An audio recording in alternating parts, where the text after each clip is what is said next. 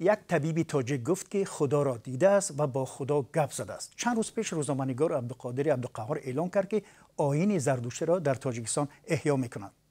ولی هر دو زیر باران تحقیر و تهدید ماندند. اولی را مقامات دستگیر کردند. این بحث موضوع تحملگرایی را در تاجیکستان که مقامات همیشه یک دستاوردی تاجیکان مسلمان می‌دانند دیگر باره داغ کرد. سلام و درود بینندگان عزیز. آیا واقعا تاجیکان تحملگرا هستند یا طاقت شنیدن عقیده و اندیشه غیر را ندارند؟ راه حل کدام است؟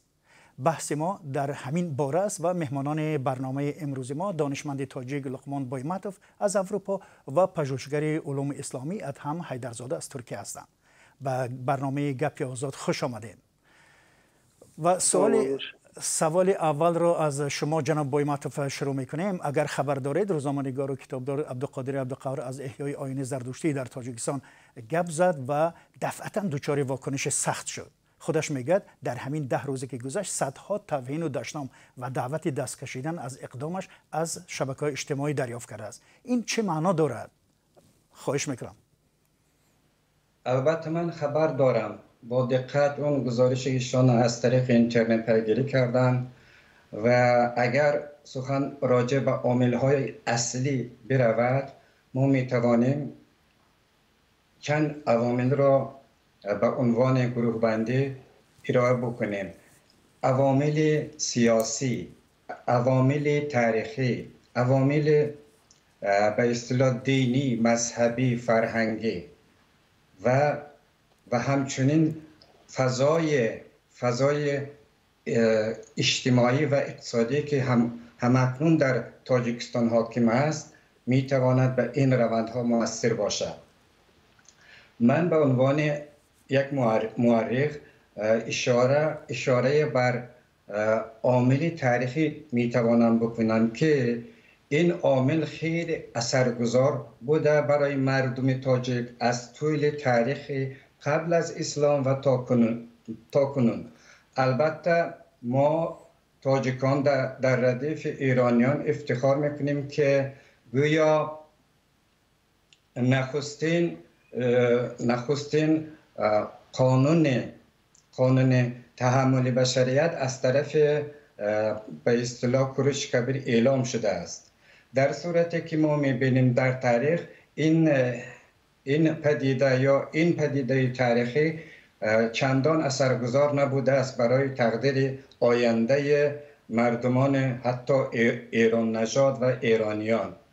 اگر از نظر تاریخی نگاه کنیم حتی در زمان ساسانیان که دین زرتشتی را رسما اعلام کرده بودند باز هم مشکلات دینی مذهبی موجود بوده است که اشاره بر سیاست‌های خودکامه سلسله به اصطلاح ساسانیان می‌کردند و به تدریج اگر ما به تاریخ بعد از اسلام اگر توجه داشته باشیم همچنین مشکلات وجود داشته. تشکر جناب بایمتوف. واقعا این حرفا از نگاه تاریخی درست هستند، ولی چرا امروز، حالا بحث ما روی مسئله امروز، چرا این واکنش شدید پیش آمد در مسئله احیای آیین زردشتی در تاجیکستان؟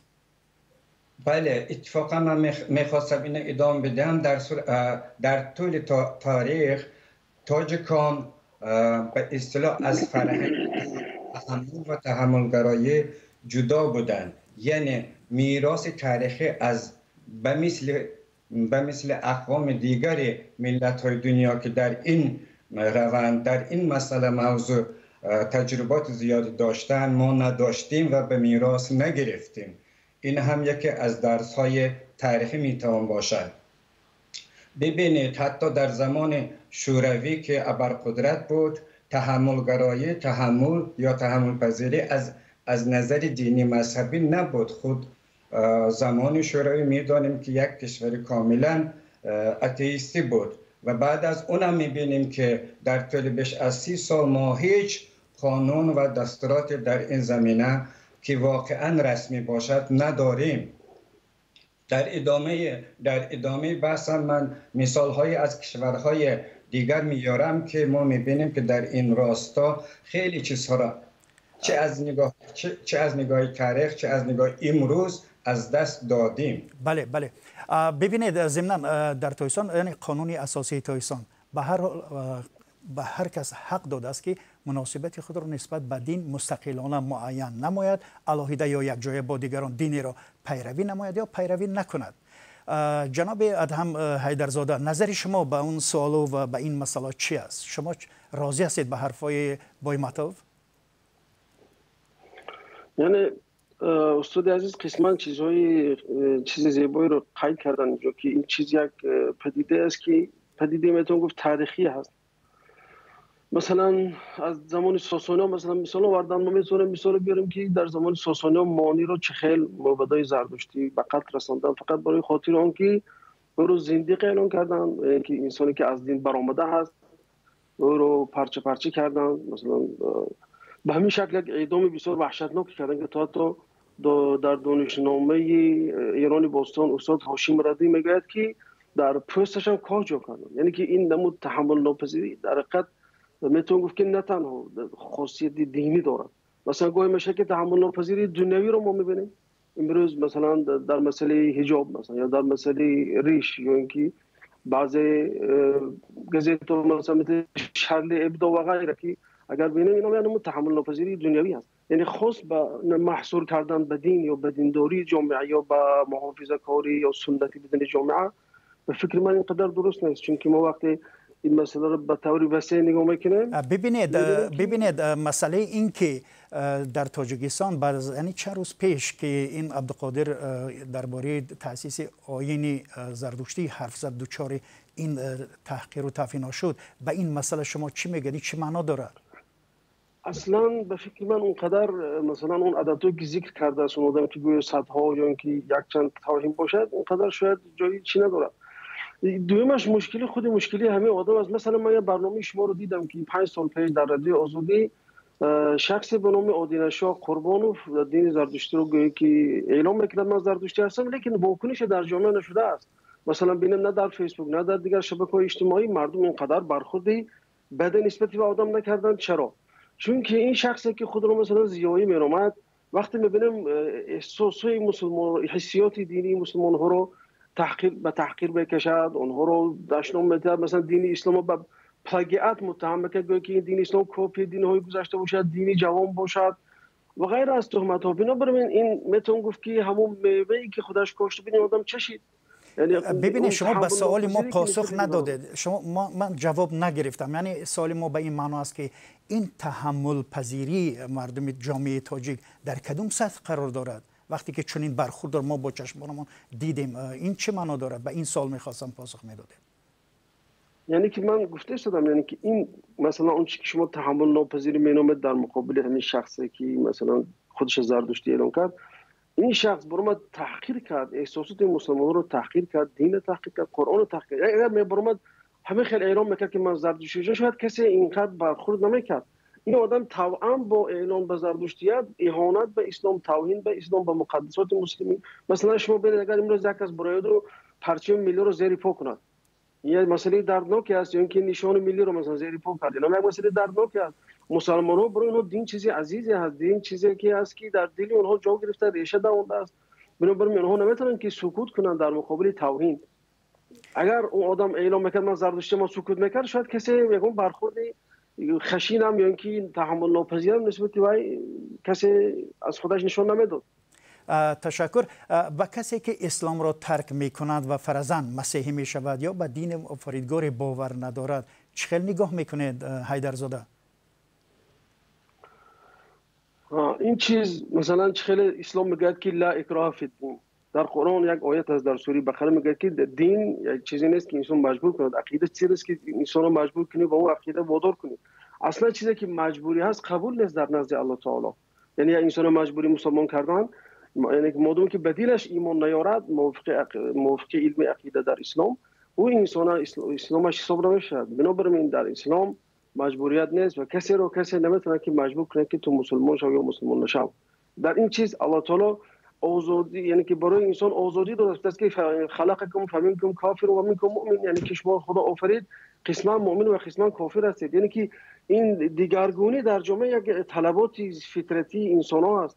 باید ما دو حقیقت اعتراف کنیم. یکم حقیقت این است که خدا یگانه است، دوم حقیقت این است که آفریده های خدا گوناگون شکلند. الله تعالی مردم همه خیلی آفرید و به علم خودش میدونست که یک قسم مؤمن میشه، یک قسم دیگر کافر میشن.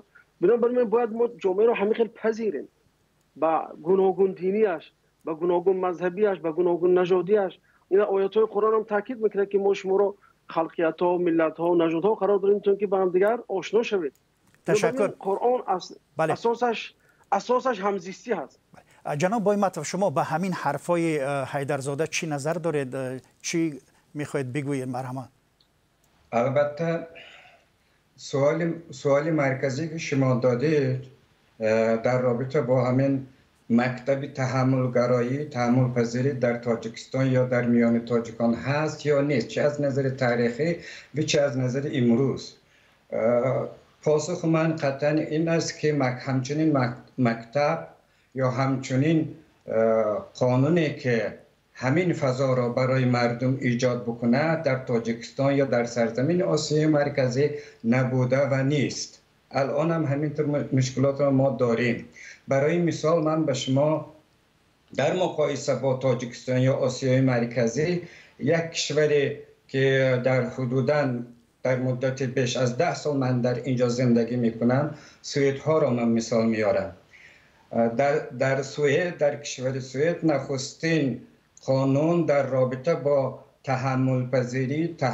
تحملگرایی نسبت به مسائل دینی مذهبی در سال 1781 قبول شده بود. بعد از اون 10 ها قانون ها، 10 ها کودکس ها از طرف حکومت قبول شده و کل مردم طبق این قانون ها تا حال عمل میکنند. توجه بفرمایید، در کشوری که در حدود 200 سال قبل، بیش از 200 سال قبل همچنان قانون قبول شده است، هنوز جامعه سوئد درباره وجود پدیده تحمل ناپذیری صحبت میکنه و برای بررسی کردن همچنین مسائل در کل دانشگاه ها مرکزهای پژوهشی موجودند.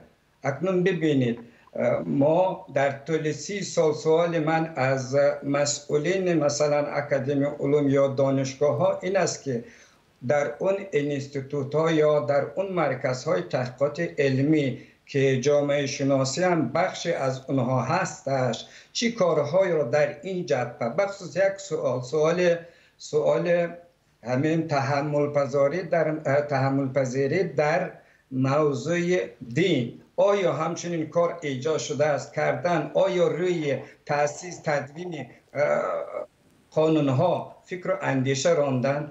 این پدیده که یا این عملی که آقای عبدالقادر طلبکوف کرده است فقط یک جرقی نخستین است که در وجود همچنین پرابلم در جامعه ما تاکید ورزیده. ما از این نمیتوانیم بگریزیم، اگرچه در قانون اساسی، در قانونهای دیگر به این آزادی شخص، آزادی اندیشه، بیان، دین و محسوس بیان کردن، ولی در عمل به اصطلاح حل و فصل این موضوع در جامعه وجود ندارد. بنابر همین مردم در سردرگمی قرار دارند، چی باید بکنند. تشکر.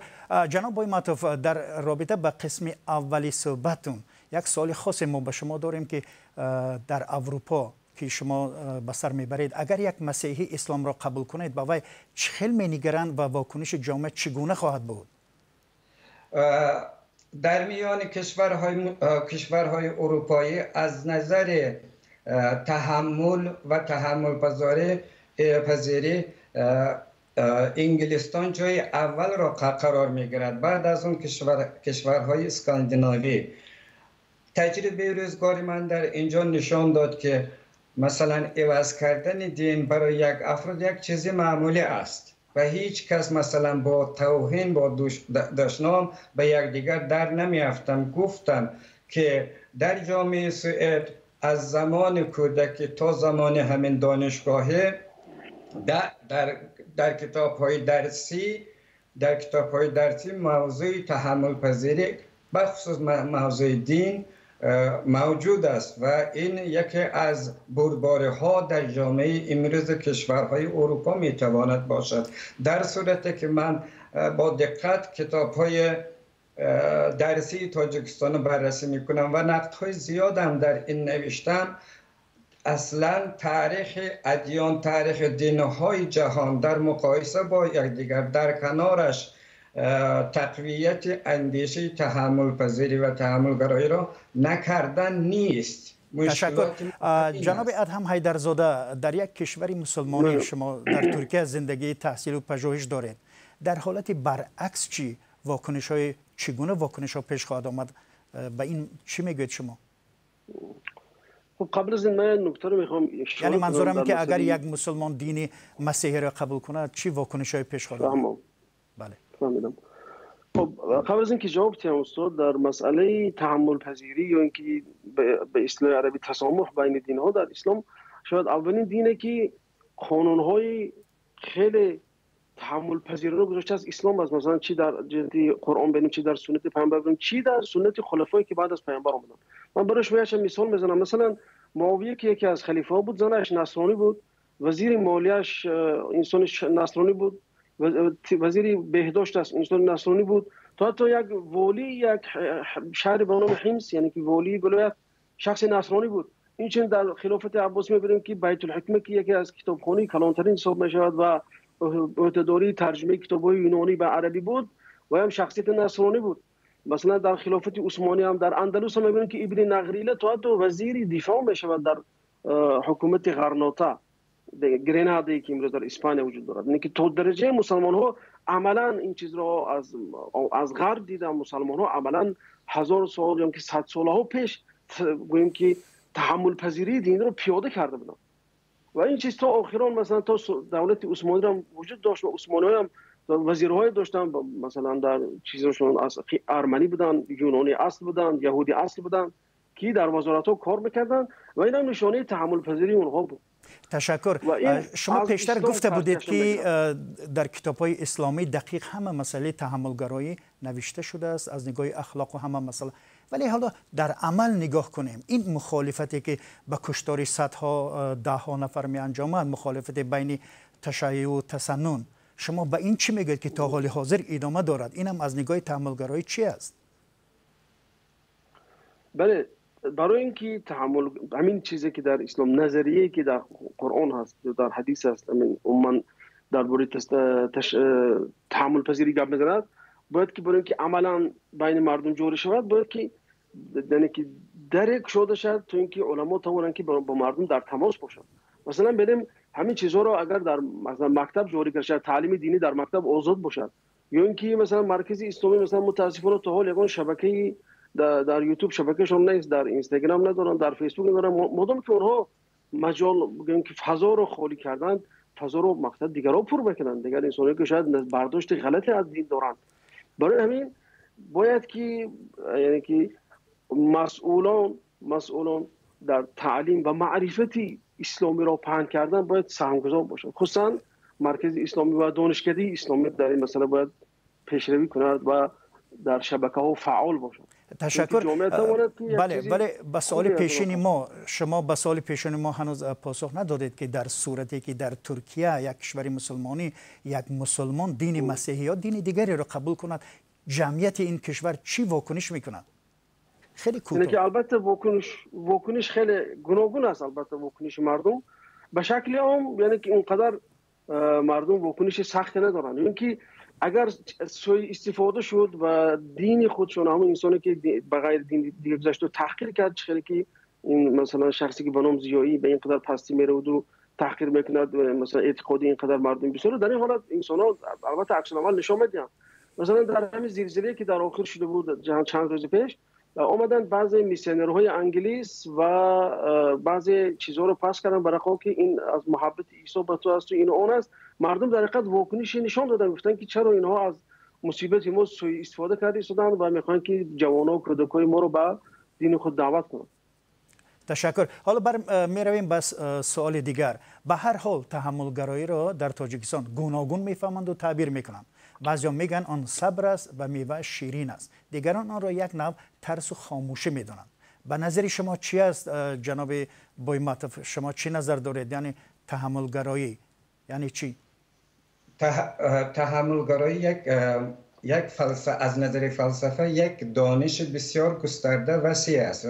آن را محققین بخصوص جامعه شناسان به دو نوع جدا میکنن، یکی مثبت و یکی منفی. مثبتش اونه که مثلا فضا را به طور مثبت حل میکند، یعنی با احترام، با سنجش بر اساس منطق و دانش. تحملگرایی مثلا منفی یعنی خاموش بودن در برابر همین روند است که این متاسفانه در جامعه ما بسیار گسترده است. بعد اجازه بدید در این صحبتی که برادر عزیز ما در رابطه با تحملگرایی در دین اسلامی مبین گفتند، من یک اشاره کوتاه بکنم. البته از دید تاریخی و من منکر نیستم که مثلا این در دین اسلام همچنین چیز نیست. برعکس واقعا ما بسیار فیلسوفای عظیمی را می‌دانیم که در این خصوص گفتند. کافی است از خود شعرا یک اشاره به غزل‌های مثلا سعدی بکنیم. ولی اگر نظر ما نسبت به دین باشد، در میان همه دین ها چنان که ایشان گفتن نخستین بار در دین اسلام این موضوع حل و فصل خود را یافته است، نه همچنین نیست. به خاطر اینکه نخستین و مشهورترین دین دنیا با تحمل پذیری، با فلسفه عمیقش بودایی هستش که ما باید روی این تاکید بکنیم. اتفاقاً یکی از منبع اصلی فلسفه تحمل و تحمل پذیری هم در صوفیزم بسیار از محققان از منبع دانش بودا گرفتن. البته این یک دیدگاه است، دیدگاه علمی است. بنابراین اگر گوییم که اگر کدام از این ادیان، کدام از این دین‌های دنیا با مکتب تحملگرایی نسبت به دین‌های دیگر، البته در جای اول چه از نظر تاریخی و چه از نظر فلسفی گسترده بودایی می‌ایستد. تشکر زیاد. جناب حیدرزاده، شما به همین نظری بویماتوف چی گفتنی هستید؟ بله، ما نمیگیم که این چیزا اسلام ابتکار کرد، لیکن اسلام این چیز عملا پیاده کرد. ما مثلا مثالای زیاد از داریم، خیلی گفتم در اندلس هم، در مثلا شام هم، در خلافت‌های هم اموی، هم عباسی، هم عثمانی و هم در ممالک، یعنی که این چیزها عملا تطبیق شدن و برای مثال‌های زیادی هست. مثلا همون کتاب‌هایی که نوشته شده است می‌بینیم که در زمان عمر ابن عبدالعزیز وقتی که به بیزانتیا می‌خواست که به مسلمانان هجوم کند، از اهل حمص که در همون وقت در سرحد قرار داشتند، اینا جزیه گرفتن برای خاطر اینکه اونها رو حمایت کنن. جزیه اونها رو برگردوندن دادن، گفتن که ما مقصد نمیتونیم که شما رو حمایت کنیم برای خاطر اینکه قوت ما رو میرسد و این مال شما رو باز میگردن، چون که مال شما رو برای اون گرفتن که شما رو حمایت کنیم، ما برای شما باز میگردیم. که یعنی عملا اونها این چیزها رو تطبیق کرده بودن در حیاتی که روزمره، یا اینکه گویش که کلیساهای اونها رو ساخته دادن. در خود زمان عمر ابن عبدالعزیز این چیز بسیار در زمان عباسی‌ها بود. تشکر. ولی چرا تحمل پذیری را همیشه در بحث‌های دین به میان میکشند؟ چرا تحمل ناپذیری هم بیشتر در مسائل دینی نمایان میشود، در حالی که تاجیکان 10 ساله ها باز بی برقی، بیکاری، کم بیزاتی، وعده و دروغ سیاستمداران و رنج مهاجرت را در روسیه تحمل میکنند و میکشند؟ به این شما چی میگویید حیدرزاده؟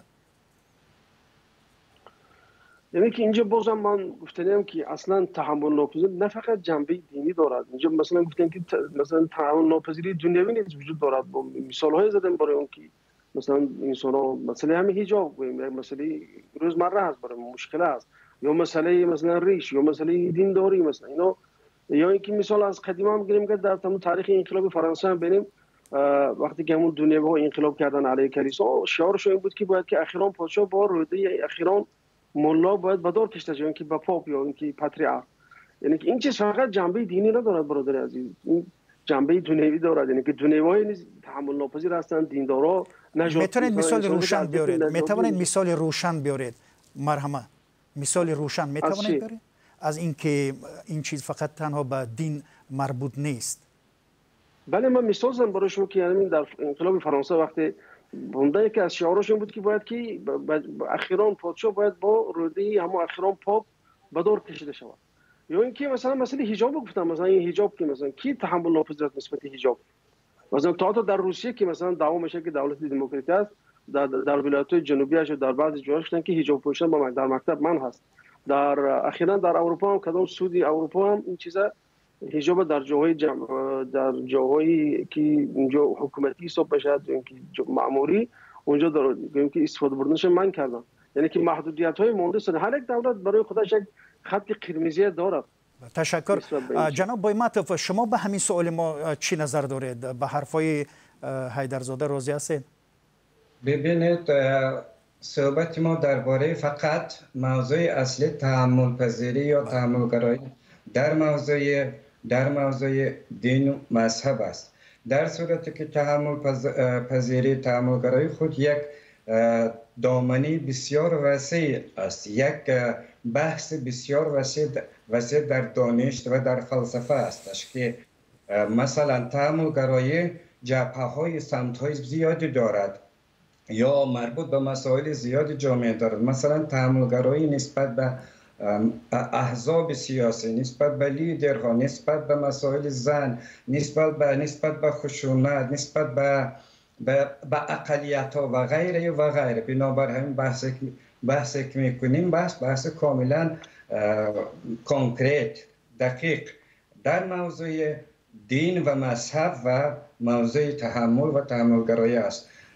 اگر در شروع صحبت من اشاره به عامل ها کردم، گفتم یکی از عامل هایی که مشکل داریم در تحمل پذیری این دین است. دیگر در مسئله های اقتصادی، اجتماعی، در همه به اصطلاح موضوعات زندگی مردم امروز تاجیکستان هست. بله، و خبرنگاران ما با چند رهگذر در خیابان‌های دوشنبه در همین باره صحبت کردند که تصور مردم درباره تحمل‌گرایی در جامعه تاجیکستان چیست و مناسبتشون با دین و آیین‌های غیر اسلامی چی میباشد. ممکن هر کس هر عقیده داشته باشه. ریش نما همین ما مسلمان تمام دیگه دین پین ما دیگه در کنه زرتشتی و دیگه یگان معنی نداره. مذهب امام ابو حنیفه را هیچ کس باید دیگر نکنه. برای الحمدلله مسلمانیم، اینا باید که سخت ما دوست داریم و حرمت کنیم دینمونه. دیگر دینا را باید قبول نکنیم، هیچ امکانیت نداره. شخصی هر یک کس مثال یک خیلی آدم است که مثال وای بود پرست است، یا خیلی دیگر است که خریستیان است و خیلی انتخاب در دست هر یک کس عقل دارد. خداوند پیش از انسان آفریدنش عقل مثال آفریده باید کرد که باید انسان راه درست انتخاب کند و هر کس راه درست هر خیلی میبیند. مثلا مثال یک کس در یک دینی دیگر میبیند.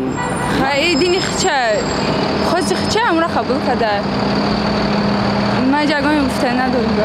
По-моему, те, до которых еще не дошло все это. Вот. Я думаю, это надо развивать, надо всем пояснять.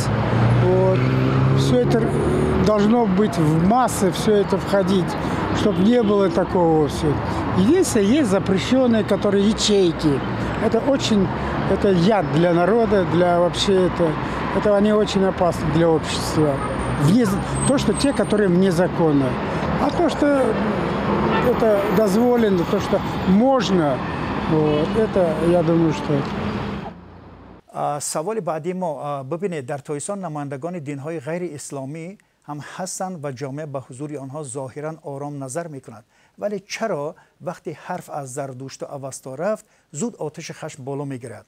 ریشه های چنین حالت از کجا و از کدام زمان آب می‌خورد؟ محترم لقمان بایماتوف، نظر شما مرحبا. البته میخواستم یک اشاره کوتاه در همین زمینه بکنم. تاریخ مالامال از این گونه واقعات هست.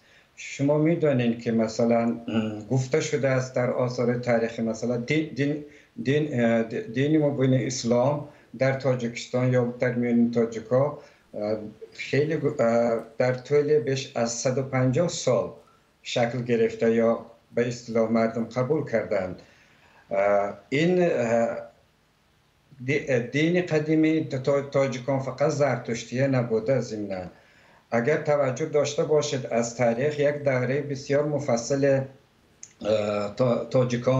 تاجیکان این دوره تاریخ حکومت کوشانیان که بودایی هم اثر گذاشته و از جمله دیگر ادیان مثلا قبل از زرتشتی عرف و عادت‌هایی که بیرون از دین‌های رسمی بوده در میان تاجیکان، در میان مردمان آسیای مرکزی گسترش یافته.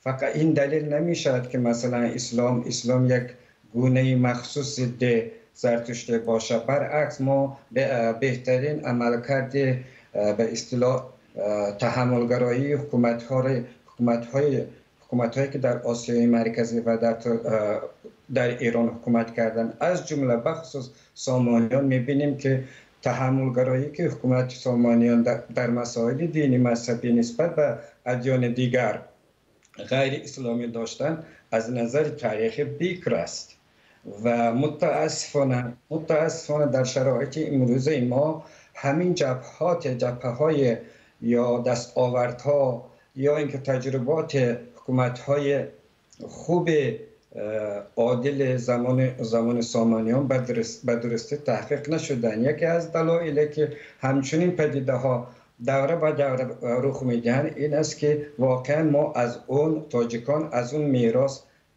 قطعا جدا شدیم. اگر حکومت ترکان و مغولان یا مغول نژادان اگر بگیریم، همین تناسب یکی از دلایل سیاست های ضد دینی یا مذهبی به اصطلاح حکومت های مغول ترکی را بگیریم. تشکر زیاد. بله این موضوع واقعا خیلی بحث زیاد رو میخواهد. حالا به پایان برنامه میرسیم و سوال همیشگی و آخری ما این است که این مسئله راهی حل دارد؟ راه حلش کدام است؟ جناب حیدرزاده شما خواهش میکنم خیلی مختصر پاسخ بدید. یعنی ایجادی به فکر من راه حل این است که یک ایجادی هویت مشترک، یعنی باید که نظام سیاسی بیانگری هویت مشترک باشد برای مثلا قشرها اقشار جامعه، چی از جهت دینی باشد، چی از جهت سیاسی باشد، چی از جهت اقتصادی، همه طرفه باید که همین هویت مشترک رو رعایت کنند. تشکر زیاد. که رعایت شد. بله تشکر زیاد. جناب بایمتوف شما به همین سوال چه نظر دارید؟ یعنی راه حل کدام است؟ مرحمت خیلی مختصر.